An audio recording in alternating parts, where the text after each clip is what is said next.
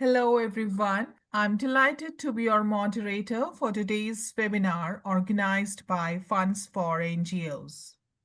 Today's topic is guidance and tips on applying for a grant through the European Union.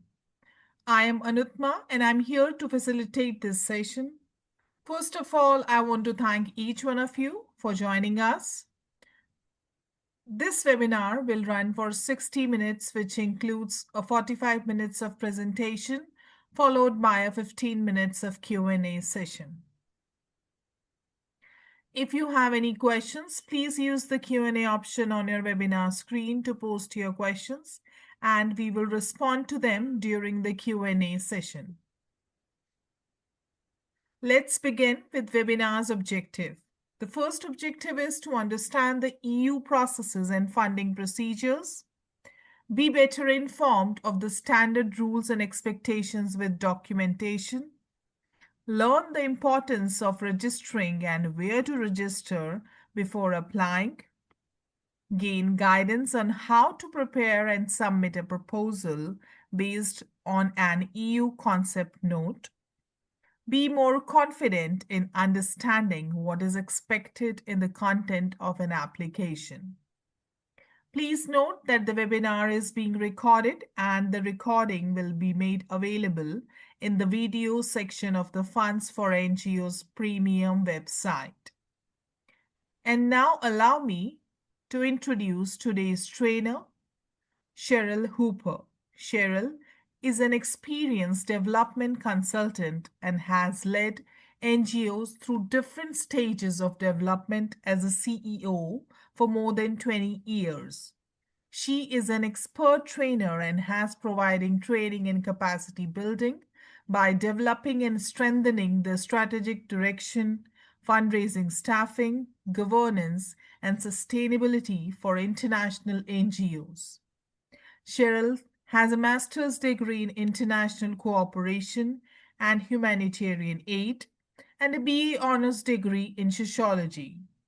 She has successfully developed numerous award-winning programs and secured funding from USAID, UK-Aid, Comic Relief, and several grant-making trusts and foundations with a combined value in excess of $5 million.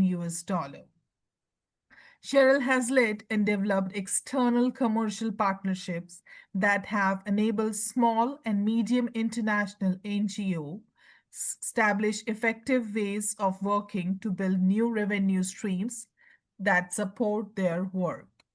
Now, I kindly request Cheryl to lead the session and share screen. A very warm welcome to my training session today. Thank you so much for joining me. Today, I'm going to share my experience with you on securing a grant through the European Union, which is notoriously complicated and can put some people off from applying. So I hope that I will be able to simplify some aspects of the procedure so that you can gain a better understanding of EU funding and whether you should apply if a call for proposals comes up. So we're all familiar with the EU as an institution, and it's committed to supporting projects that reflect the Sustainable Development Goals. And there's always specific criteria that is set for different funding programmes and individual calls for proposals.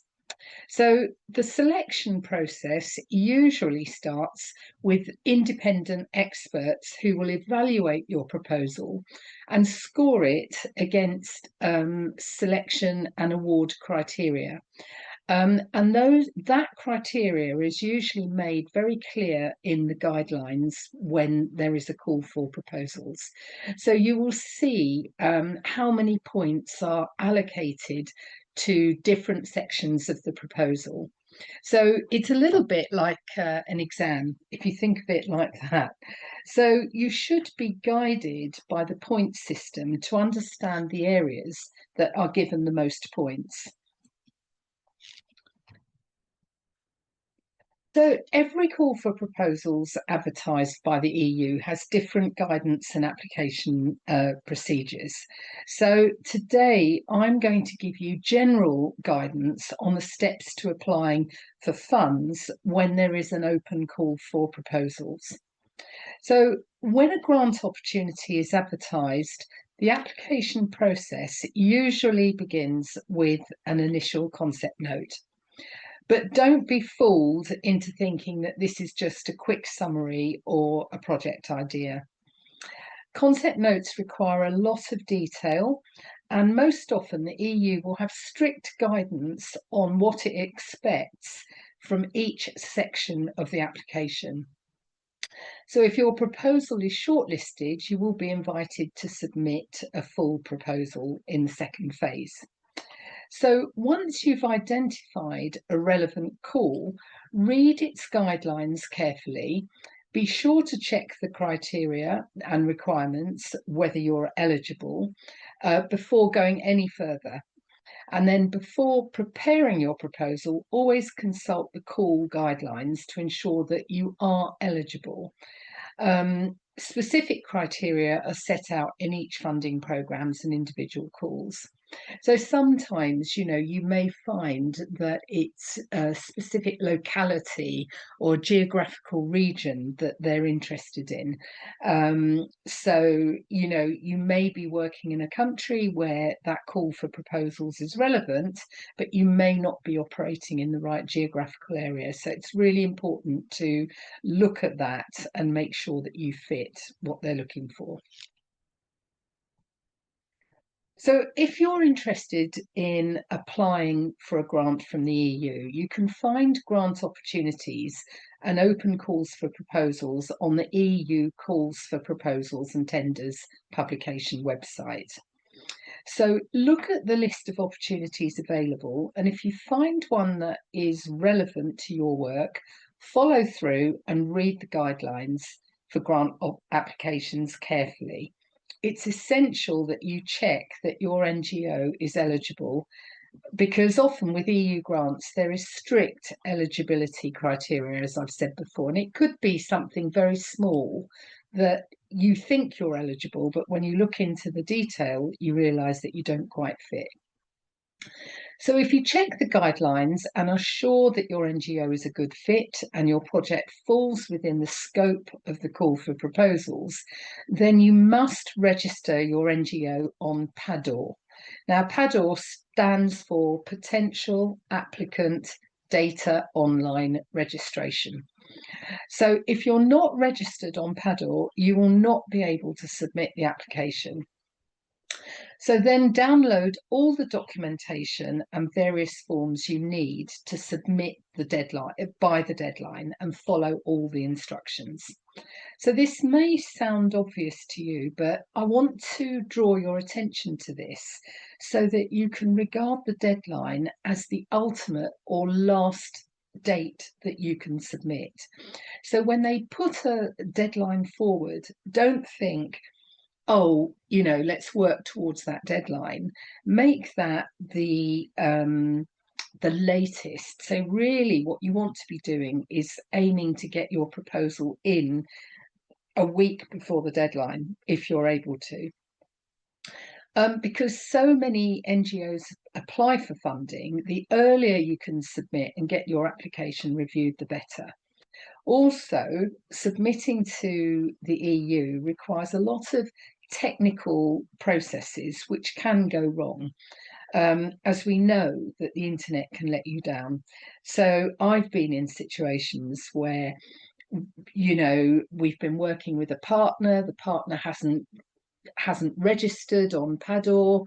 They then register very near to the deadline, they then can't get on. So it's to try and avoid all that stress and to give you plenty of time to register. So don't leave it to the last minute, as you don't want to experience the EU platform crashing and going down because of the number of users on it.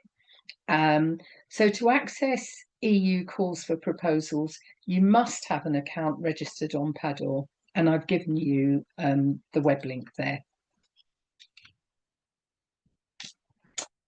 So when applying for a grant, it's useful to know how EU funding is managed and who will be responsible for managing the grant. So this helps you to better understand what the fund managers will be looking for, and also that EU funding is not always managed directly by the European Union. Because of the size and the amount of funds available, the EU often use other member state administrators and indirect partners to manage the grant making process. So some grants are managed directly by the EU, but other grants might be advertised by, for example, the World Bank. You may see a grant opportunity by the World Bank, but that grant is actually through the EU. And so it's useful to understand that. So if you apply through another partner, you can apply the same principles as if you were applying directly for an EU grant. Okay, so to make things as simple as possible, I'm going to talk you through 10 steps that you can follow if you want to apply for a grant through the EU. So the first step after registration on PADOR is to understand its priorities and different types of funding available. So the EU likes to use certain terms which can sound quite formal. So they use terms like funding instruments.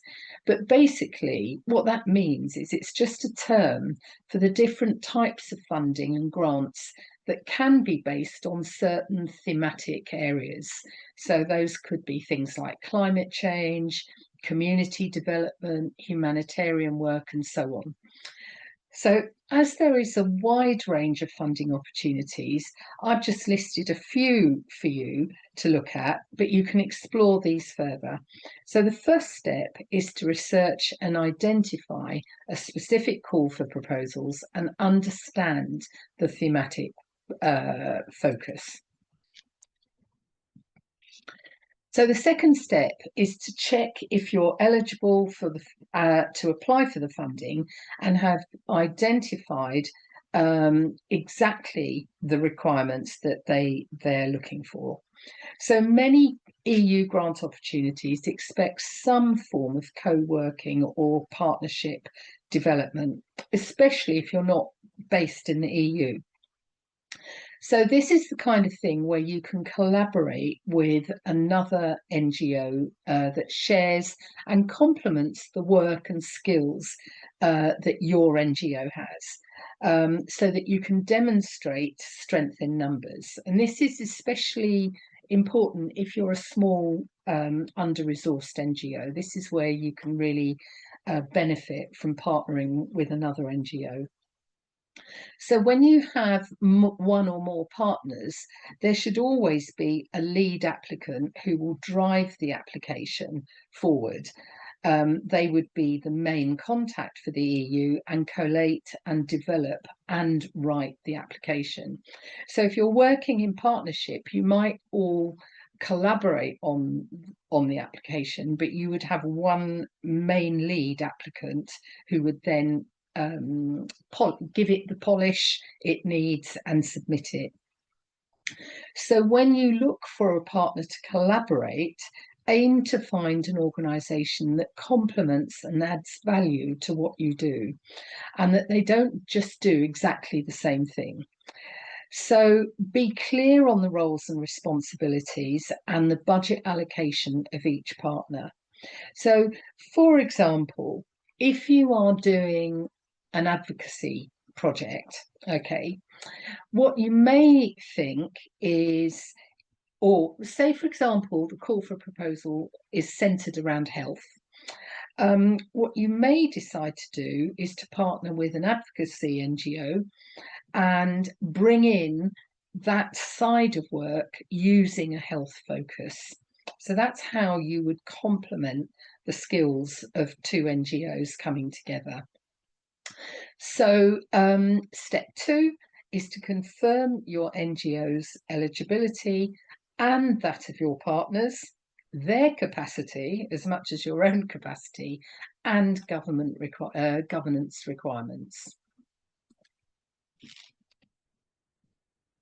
So step 3 is to ensure that your project aligns with the EU priorities and policies set out in the call for proposals. So the EU places a lot of value on projects that align with the Sustainable Development Goals, and projects that demonstrate this in a proposal. So when you begin to develop your proposal, make sure that you can demonstrate how the project advances the EU's agenda and priorities, and that it is made clear from the outset. So grant assessors will want to see a proposal that is logical and makes sense. It doesn't need to be overly complicated, but when you design the project, make sure that you have a clear project goal, which is basically the ultimate change the project will make. So explain what is the problem that the project is responding to, and what the short and medium changes will look like, and then the ultimate long-term change. In many community projects, this may be demonstrated by behaviour change, for example. So make sure that the information is presented in a logical format and flows. Show that you've considered the risks that might occur and how these will be reduced or mitigated. And then the M&E element of the application should demonstrate learning. So don't just focus on collecting information and data. Think, why are you collecting that information? Why is it necessary to collect the data you need? What can you learn from the data that you want to collect? How will it enhance the project as it develops? So it's often a requirement that the EU won't fund 100% of project costs. And so when you develop the budget and you're working with one or more partners, it should be clear how much is needed by different partners to implement the project. So how will the funds be managed? How much will be the implementation of the project cost, and how much can you contribute as partners to the cost of the project, which could be things like services in kind. So in some cases it can be a small monetary contribution, but you can also account for the use of volunteers, donating office space, and so on. So these are non-monetary values that you can put against the budget. So, as I said before, such as some office costs or contribution of staff and so on. So step 5 is to prepare a detailed budget that follows the EU guidance and the templates that they provide.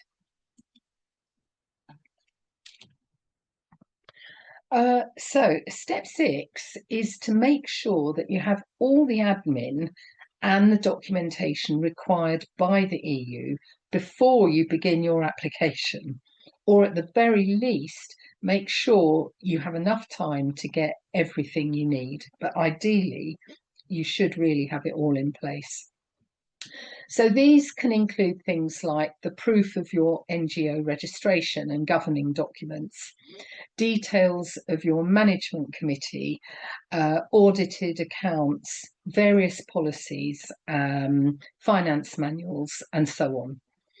If you're working with a partner, then you need to make sure that you get all the documentation required from any organisation that you are partnering with, because this can also add to the amount of time it takes. And as I say on the slide, if you have one thing missing, you can find that you could be disqualified.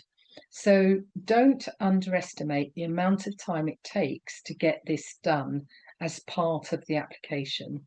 So I've been in situations where we've been a lead applicant on a funding proposal, and we as the lead have had all the documentation, everything is in place. We've worked with partners and we've told them in advance, this is what we need. And they still submitted the information later than we needed it. And it became very, very difficult. So even if one organisation is organised, don't assume that everyone else will be. Okay, so the EU takes great pride in making sure that communities are aware of that the project is funded by the EU.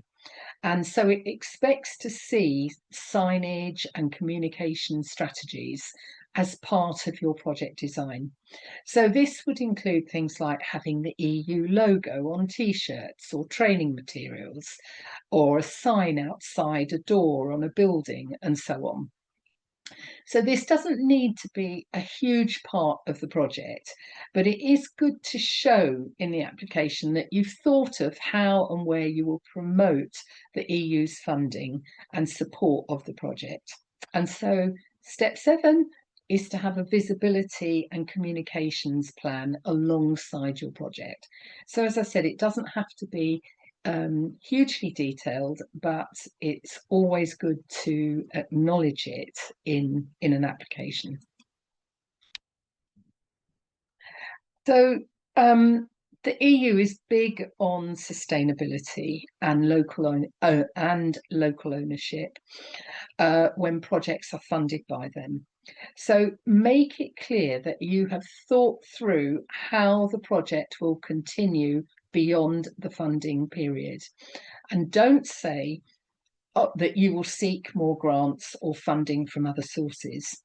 They will be looking for evidence of how you will intend to transition your project into the hands of the community after the grant period. And so step 8 is to prove how you will sustain the project and integrate the project into the community. And so if you are perhaps applying for a 3-year funding for a 3-year project, what you may want to do is to show how you are beginning the transition of local ownership midway through that period, say after 18 months, and you increase that momentum. So by the end of year 3, you will be in a position where you'll be able to hand over the project into the community. Okay. So step 9 is to show in the M&E section not only what data and information you intend to collect and how this will be verified, but importantly, why. So why are you collecting the data and information you've put in your plan? What learning will it give you, and what will you do as a result of that learning? So don't just think about proving that activities are taking place. M&E is about learning and evaluating the success or progress towards your goal, and also what you can do to improve the impact, and also include an independent evaluation in the project budget.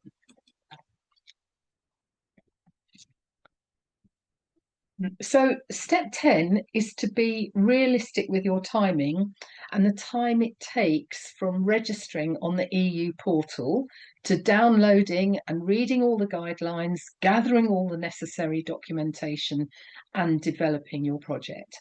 So these things always take longer than you think. And if you need to work with other organisations, then you should factor this into your timeline as well. Now, what I've done here is to simplify the process and give you a step-by-step checklist that you can use as a template to follow when seeking EU funding. So, as I said, the first 2 things, of course, are to find the right call, to search on the EU funding and tenders portal, find the right call, and then confirm your eligibility and who will be the lead applicant on a grant application. Then look at assembling a partnership and look for partners with complementary strengths. They may be working in an area that you're not working in. The call for proposals may be looking at a geographical area in a country where you're not working in that area, but another NGO is working in that area. And it may be that you can work together to then apply for that funding.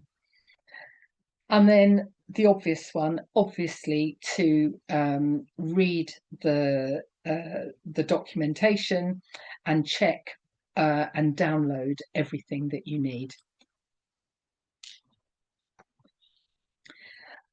So the monitoring, evaluation and learning. So look at baseline data that you need. So when they ask about things like the context of the work, you know, where does the project take place? Why is the project needed? It will be a typical question. What they're asking for there is evidence and an understanding of the local issues. So you can draw upon wider issues in the country, but then what you need to do is to really focus on the local challenges and the local issues that your project is addressing. And so, you know, even if you haven't done a thorough baseline, and the baseline would come after the project has started, it would be good to really understand the context of the work. And then with risk management, again, what they would be looking for is in a second stage proposal, they might ask you for a risk assessment, but in a concept note, what they would be looking for is evidence that you have considered the risks as part of the project design, and that you have built that into the project. And then the environmental risks and social impacts. And again, the mitigation on that would be for you to show that in your proposal. So if you feel that there are certain environmental risks or an impact on communities as a result of some of that work that you intend to do, then show in your project how you will be mitigating those risks. And then, of course, as I've said before, time and time again, preparing the right documentation that they are asking for. And then finally, preparing your budget. So making sure that you follow the budget guidelines, the way they want the staffing and the breakdown of the costs, what they will fund, what they won't fund, how much you will contribute, and how much grant you're asking for. And then, as I said, a communication visibility plan. So, as I said, it's just something that you can demonstrate that you've thought about this by putting it into your budget. And if there's a note section, you can explain in that note section. And then value for money and sustainability. Now, what they are really looking for here is the value for money is how, you know, what you're trying to do is to show the EU you are supporting their mission, you are supporting their strategy.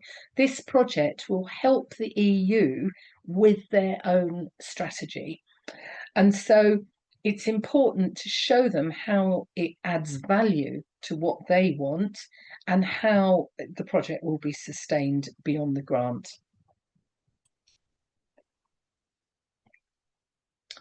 And then again, just these simple checklists in terms of following the submission rules, preparing for due diligence. So what I mean by that is making sure that you've got everything in place so that if you get to the final stage and they award the grant, they won't actually release the funds until they have carried out due diligence.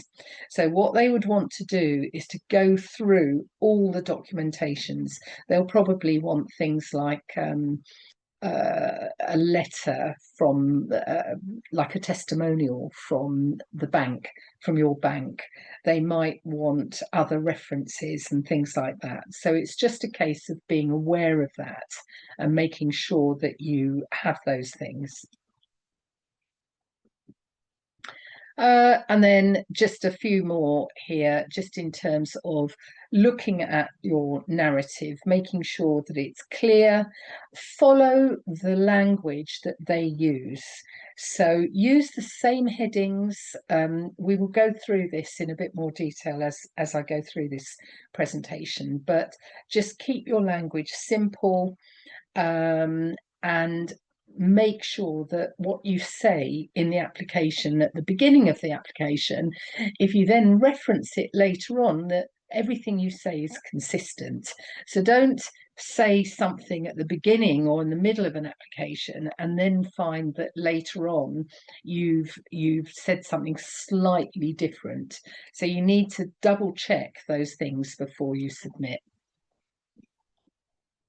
And so here is just a practical a practical checklist that you can just ask those questions when a call comes up, and if you want to apply, and just to use it as a simple checklist to see, have I done this? Have I done that? Are we, do we have local partners, and so on. So, as I said, some extra tips, just in terms of it, from my own experience, is to start early. Don't leave it to the last minute. So if there is a deadline for proposals, work that deadline a week early and bring that forward if you can. So if you gather partners together, you're working to a false deadline, which is a week earlier than the publicised deadline, and mirror the calls language.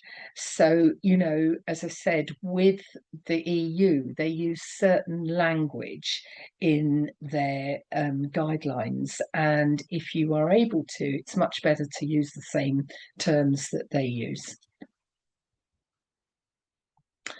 Okay, so let's move on to how to actually approach a call for proposals should something come up. So when the EU directly manage grants, it fills the role of the contracting authority. So that means that it's responsible for the entire award procedure, from publishing the call for proposals to assessing the grant applications and then managing the grant if you are successful. So it would be responsible for doing all the due diligence, the signing of the contracts, and so on. And calls for proposals and grants managed by the EU are subject to an advertised call for proposals, and they usually have a specific thematic focus that they want to tackle. So it may be something around gender, it may be about refugees, it may be about health, or so on. So assuming you've read all the guidance and you want to apply for a grant, then depending on the call for proposals, and I've said some of this before, so I'm aware that I'm repeating it, but we're just moving into the practicalities again now. So Depending on the call, you would be expected to register on a specific database, which will include PADOR, which I've already mentioned, but you will also need to register on another one called Prospect. Now, there will be numerous downloadable documents associated with the call, and make sure that you download everything and read through each one carefully. And this would include the guidelines for applicants, the budget guidelines, information on their policy, templates for budgets, log frames and things like that. So at this point, you need to decide whether you want to partner with another NGO and then begin the planning of the project, which should start with the overall objectives and project outcomes and the impact you want to achieve. So I can't stress enough that if you don't register on PADOR, you won't be able to put an application forward to the EU. So this can be a complicated process and will require registering an email and a secure password. And in some cases, you will require a mobile number for further verification. The main thing is to make sure that you leave enough time to do this so that you can be confident with the process and can be confident that you have an EU identification number. Because without that number, you can't submit a proposal. And so to avoid confusion, I also want to point out that when you've completed your application, you then need to go to a different platform called Prospect and upload the application onto this. So PADOR is the platform that you register your NGO and gain an EU identification number. And then Prospect is another platform that when you've done your application, you submit through Prospect. So don't think it's just about registering on PADOR. So here are some points that I have taken from a concept note for a previously advertised call for proposals.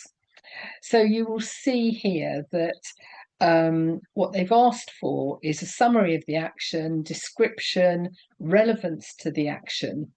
They want to know relevance to the particular needs of the country that the project takes place. And as you will see, including EU initiatives. So that's what they want to do, is they want to see that your project is not the same as another project already funded by the EU in that country. Then they want information on the target groups and, as I said, how to add value.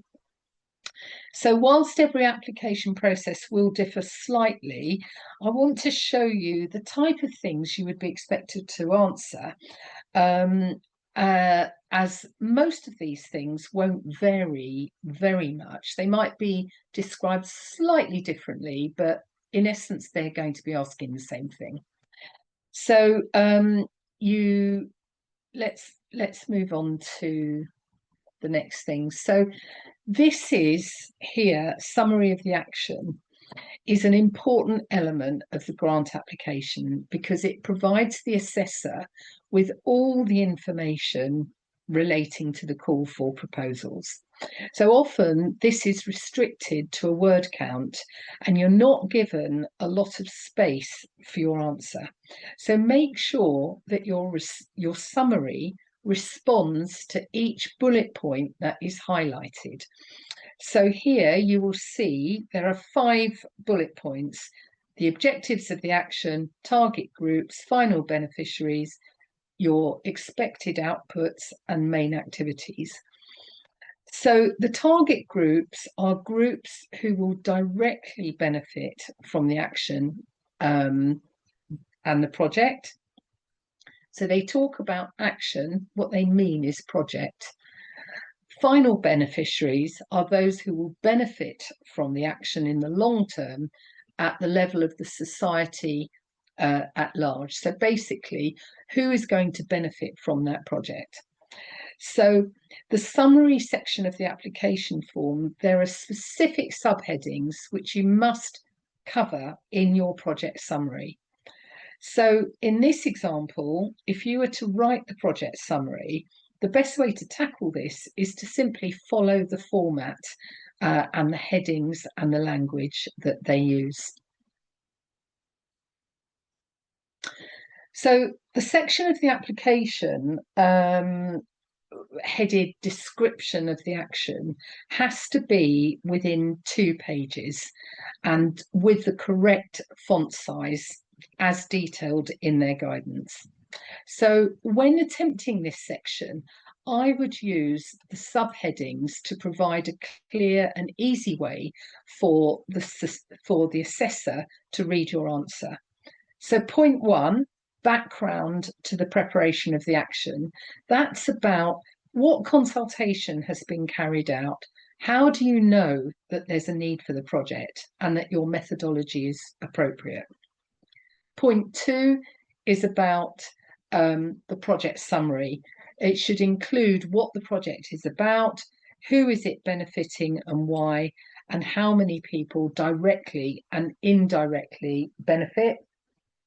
Where is it taking place, the methodology or approach, and the timescale. Point 3, the situational analysis and intervention logic, is where you are expected to explain the context of the work, the local challenges and problems, and why and how your project addresses such challenges.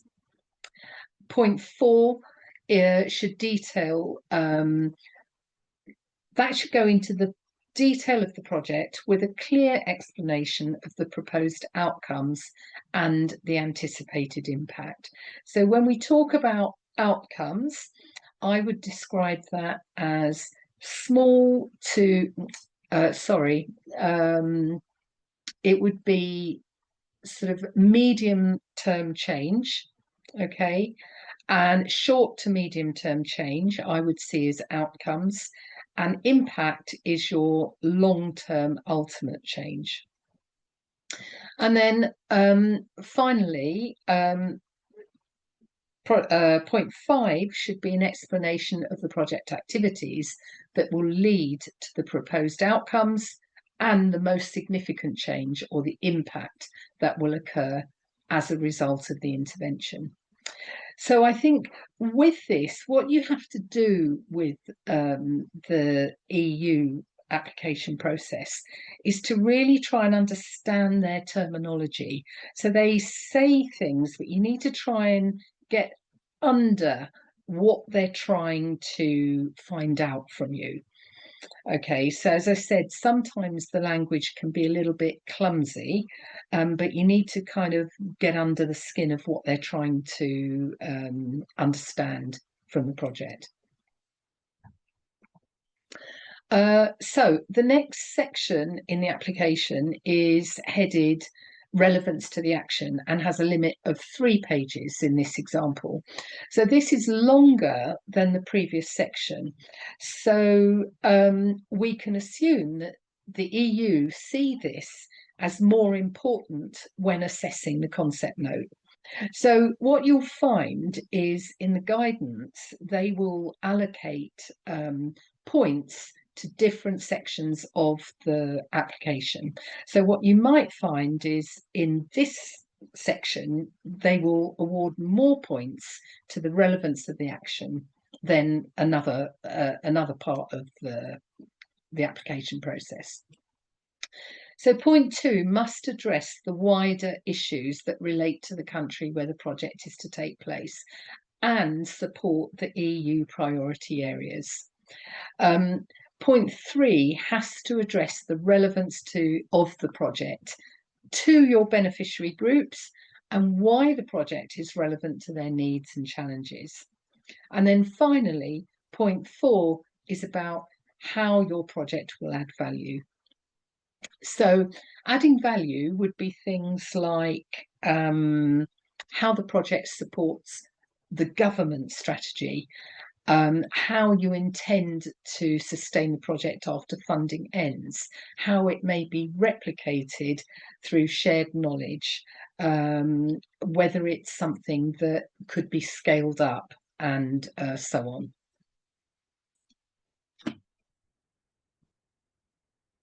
So if I were to apply for this grant, I wouldn't be able to sufficiently answer those questions to the degree of detail required without thorough and up-to-date research. So even if I really, really know the country and I know the project, I would still do further research to just double check facts and figures and get as much information as I can. So to ensure that your concept note provides the detail required, go through to the next stage, you must research the EU background and priorities behind the call for proposals. Understand the context and situational analysis of the country where the project is to take place, and also the local area where the project is taking place. And you must ensure that your project addresses local challenges and problems that you've identified. Make sure that you have evidence and data to back up your case for support. And whilst no doubt you will have a good understanding of the context of the work and the country, general observations won't be enough at this stage. So make sure you allow sufficient time to do all the background information before you finalise your answers.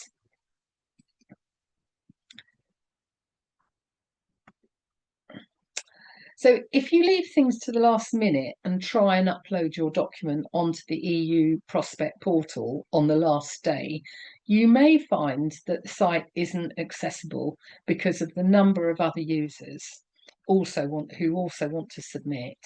So if at all possible, work as far ahead as you can and submit your application days before the deadline. So when you see a relevant call for proposals and you want to apply, don't see the deadline as the date that you are working towards. Try and bring this forward with your team so that you have plenty of time to review and refine your application and enable you to submit it early. And of course, as you know, there will be several versions of the final budget before you reach the final budget. So basically, these 2 points are particularly important and things that you must do to gain the greatest chance of success. So what I'm saying there in terms of making sure every answer is relevant and not duplicated. So it's very easy to say the same thing in a different way, and you don't realize that you're saying the same thing in a different way. So in a question, make sure that your answer is relevant to that question. Check your answers, and where it is duplicated because you've said the same thing slightly differently, look at it again and make sure that every sentence is relevant. Make sure that when you get to that final stage that it's the best version of the application that you could do, because there is no guarantee for success on any grant application. But what you want to do is to really learn from the whole experience, because the more you do it, the better you will become and the more confident you will become. And so don't think of writing a grant application and being unsuccessful as a failure. It's a way of learning, it's a way of building your skills, and you will find that you will learn from every application. So as long as you feel that's the best we could have done, then I think you can feel that you've done a good job. So I hope this provides you with a good understanding of how to apply for funds advertised by the European Union, and also how the EU works with regard to advertising calls for proposals, assessing grant applications, and then managing grants. Thank you so much for taking time to participate today. I know you're all really busy. I love getting feedback from you. I do hope it's been helpful, and I look forward to taking any questions that you may have.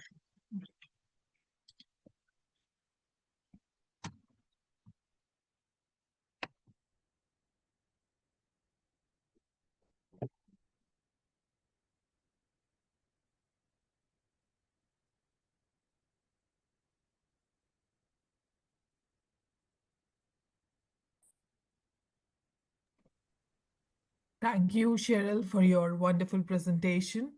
Uh, Participants, you can send in your questions so that we can take into the webinar. The first question is, what are the main barriers preventing African NGOs from forming partnerships with European organization in EU grants calls, and what practical steps can help improve these collaborations? Yeah, I think that's a good question. I would say that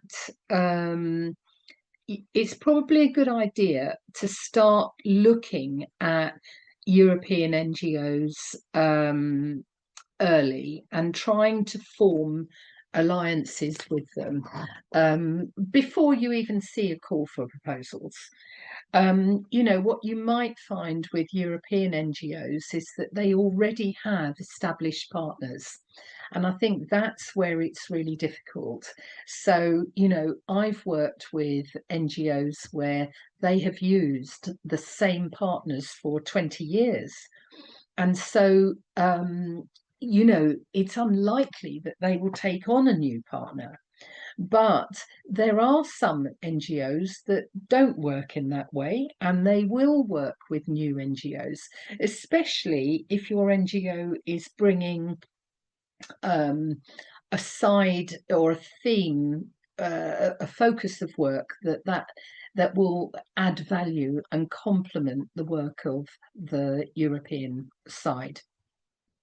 So I would say start by really researching, doing some research and not necessarily looking at the big players. You don't really need to look at the big players here. Start doing some research on the internet and look at other NGOs who might be working in Europe but are working in the same geographical area, the same country, or have the same mission that your NGO has. And then rather than just going straight into, can we partner, that we are a small NGO working in this field, we'd like to partner with you. Rather than that, what you want to be doing is building a relationship. Because if you think about it, even on an individual level, if somebody just suddenly said to you, oh, can we work together, and you'd never come across them or you didn't know them, you would think, well, I don't actually know who you are or what you're like. So the thing to do would be to start the relationship building. So it might start with a meeting to explore and understand what they're doing and what you're doing, and introduce the work that you're doing, to show that you are genuine, that you can implement locally how you might add value. Maybe inviting them, if they are working in your country but based in the EU and they are visiting, you invite them to your programs and you build your relationship that way. So don't leave it to a call for proposals to find a partner. I think it's always good to try and get some strategic partners in place, so that you can look at ways to collaborate on opportunities where possible. Thank you, Cheryl, for your input. The next question is, please explain what is the MEL plan? NPL or N No, M is in Mary, monitor. EL. Okay. So MEL, it stands for monitoring, evaluation, and learning. So what I was saying about that is that sometimes in a grant application, well, quite often actually, you will be asked for how will you measure the success of your grant? How will you measure the changes taking place? How do you know that your project will make a difference? Those are the sorts of questions. So quite often, a mistake that is made is that some NGOs will just focus on the monitoring. What they're doing is they think it's really important to show the donor that the grant is being used and the activities are taking place.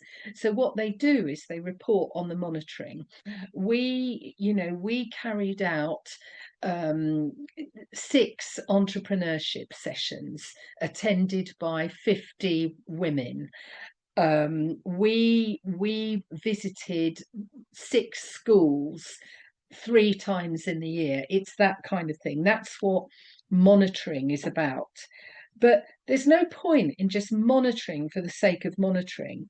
The grant, you have to prove to the EU and other funders, they will want a finance report every quarter at least, sometimes monthly.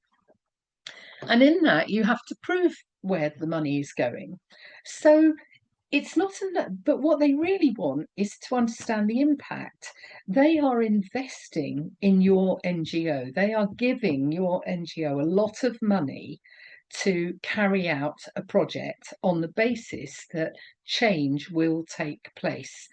So they want to understand, how will you monitor, but how will you evaluate and make sure that that change is taking place? So when you think about monitoring, you have to think about, why are you collecting that data? What learning are you trying to get?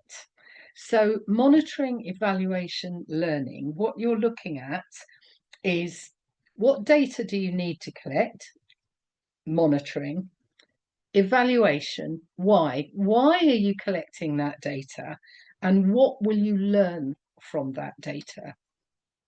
So usually monitoring, evaluation, learning will also be accompanied by, what I've done is workshops. So what I would do is I would bring stakeholders together midway through a project, and you would look at the learning and the evaluation of that project. So you would look at the activities that you've done, you'd look at the different interventions, and you would think, okay, what can we learn from this? Has change taken place? And if change has taken place, what is that change? So that is basically what would go into a monitoring, evaluation, and learning plan. It's known as MEL. Thank you, Cheryl, for your input. The next question is, what common mistakes do applicants make during the EU grant application process, and how can they be avoided? Yeah, I mean, it's a good question.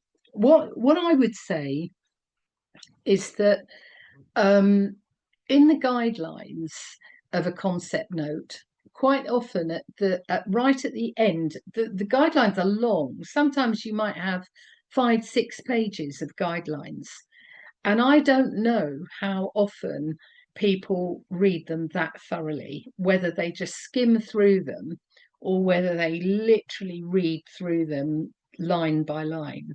But what I do is I take a highlight pen and I will read the guidelines once, and then I'll go back over them, and then the really relevant points that I know are important, I will then highlight, so that I'm very clear on what they are expecting. And then at the end of those guidelines, as I said in the presentation, quite often there is a table, and it will break up the concept note, and it will have a point system. So it will say things like summary of the action, 3 points, detailed description, 5 points, and monitoring and evaluation, it will give it another number of points. And those points will be marked out of, I don't know, 6 or something like that. So when you look at those points, you can see the value that they are placing on the different sections of the application form. So, you know, where you see that there is quite a high score on that, that's where you need to really look at it, go back, make sure that you don't duplicate what you say. So one of the common mistakes is, as I've said, is to repeat yourself in different parts of the application without realizing that you're saying the same thing. So you say something in one section and then you repeat it in another section, but you're not saying it exactly the same way, but in essence, you're saying the same thing. So I think that's a mistake. And I think that's where you can really improve your applications. Thank you, Cheryl, for your input. Can I take one more questions? Yeah, sure. All right. The one question is, how can NGOs balance donor compliance with community-driven priorities when applying for EU funding? I think basically there is no getting away with it. With the EU, you have to comply with their rules and regulations. So it's not a case of balancing things, you know, and saying, well, it doesn't really work in this community because we don't work in this way. If there are certain rules about compliance, then you must stick to those rules. So there's no getting away from that, really.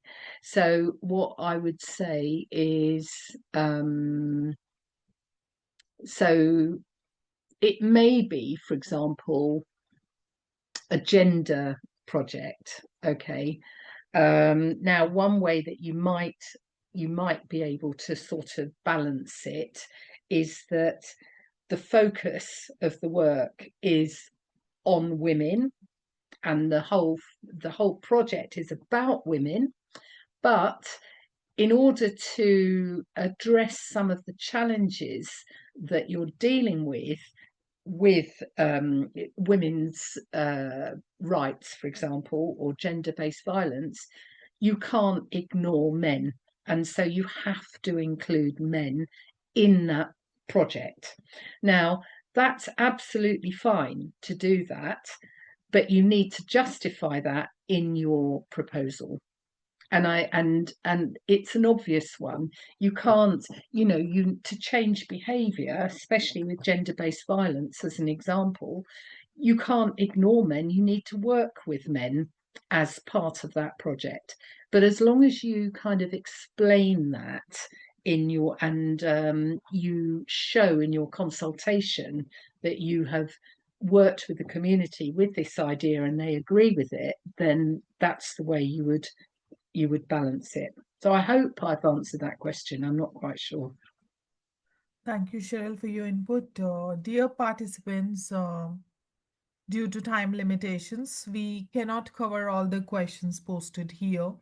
As now we have reached the end of the webinar, I want to thank each one of you for your active participation. Participants, please take a moment to fill out the feedback form for today's session. Your input is crucial in helping us to improve.